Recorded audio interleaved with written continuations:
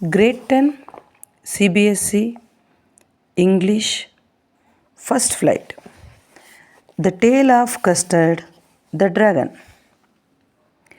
Belinda lived in a little white house with a little black kitten and a little grey mouse and a little yellow dog and a little red wagon and a Rilio Trilio little pet dragon. This stanza introduces us Belinda and her pet animals, a kitten, a dog, and a dragon, along with a grey mouse. All of them have lived in a little white house. Now, the name of the little black kitten was Ink, and the little grey mouse, she called him Blink, and the little yellow dog was Sharp as Mustard. But the dragon was a coward, and she called him Custard. This stanza gives us the information what were the names of those animals. The black kitten was called Ink, the grey mouse was called Blink, yellow dog was called Mustard, and the dragon was called as Custard.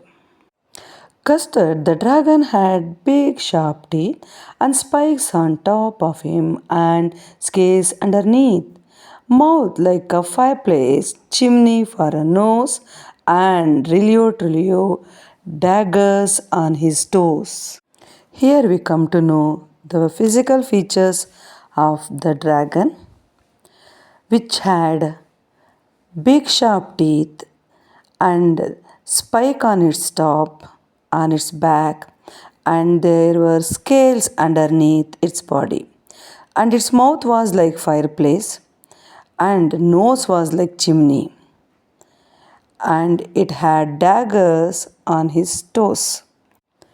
Belinda was as brave as a barrel full of bears, and Ink and Blink chased lions down the stairs.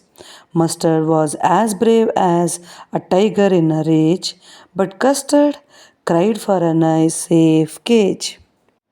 This stanza describes the characters of these pet animals. Belinda herself was very brave. Ink and Blink were brave enough to chase a lion down the stairs. Mustard was also equally brave, just like a tiger who was raged. And we find only different characteristics of Custard, the dragon who would always search for nice safe cage.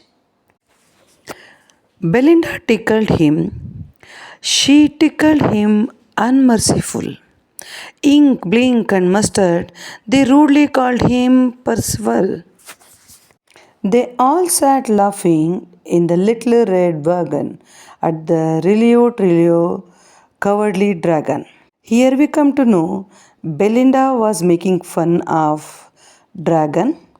Even the other three animals, Ink, Blink, and Mustard, were also making fun of him, and they were very rude with him. Belinda giggled till she shook the house, and Blink said, "Vic," which is giggling for a mouse. Ink and Mustard rudely asked his age, when Custard cried for a nice safe cage. This stanza talks about the behavior of Belinda, who was laughing so loudly which even shook the house. Blink was also giggling. Ink and Mustard were still rude with Custard, asking his age. And Custard was crying and trying to safeguard himself. Suddenly they heard a nasty sound. And Mustard growled, and they all looked around. "Meoch!" cried Ink, and "Oh!" cried Belinda, for there was a pirate climbing in the window. This stanza tells us the sudden change in the house. There was a nasty sound which made Mustard to growl, and Ink cried. Even Belinda cried loudly as they have noticed a pirate climbing up. Pistol in his left hand, pistol in his right hand, and he held in his teeth a cutlass bright. His beard was black, one leg was wood.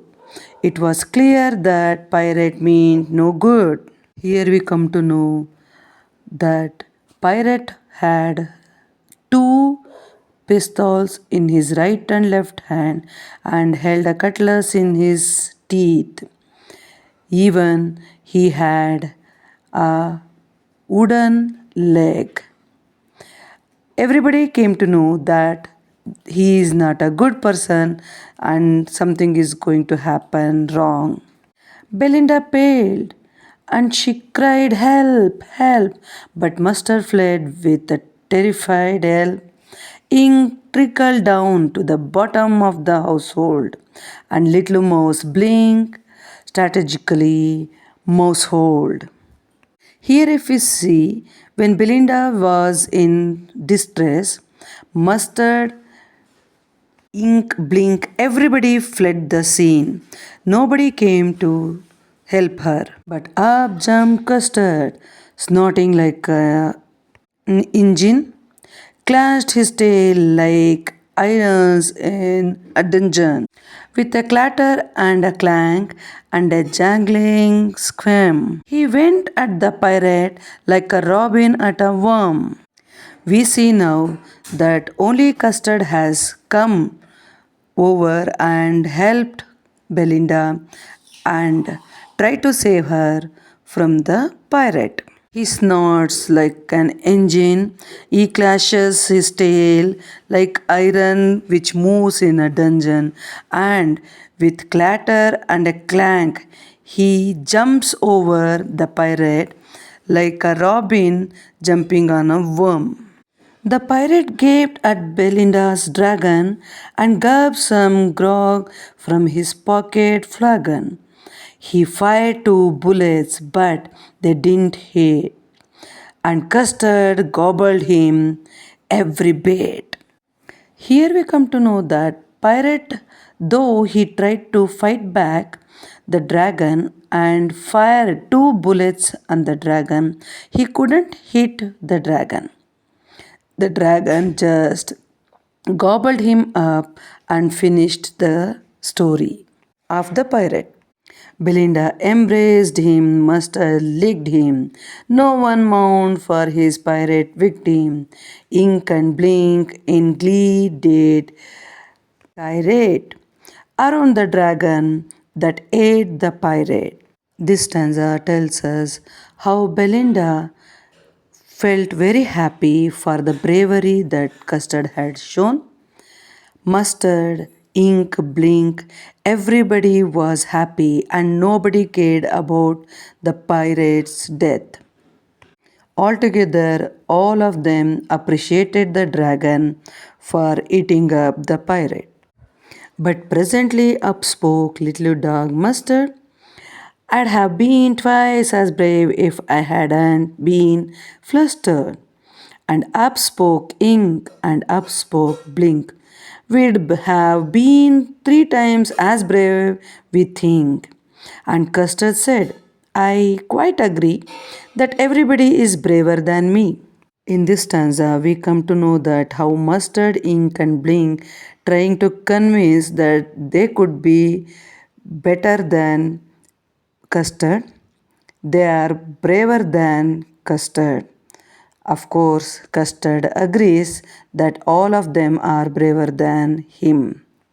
Belinda still lives in her little white house with her little black kitten and her little grey mouse and her little yellow dog and her little red wagon and her Trilio little pet dragon.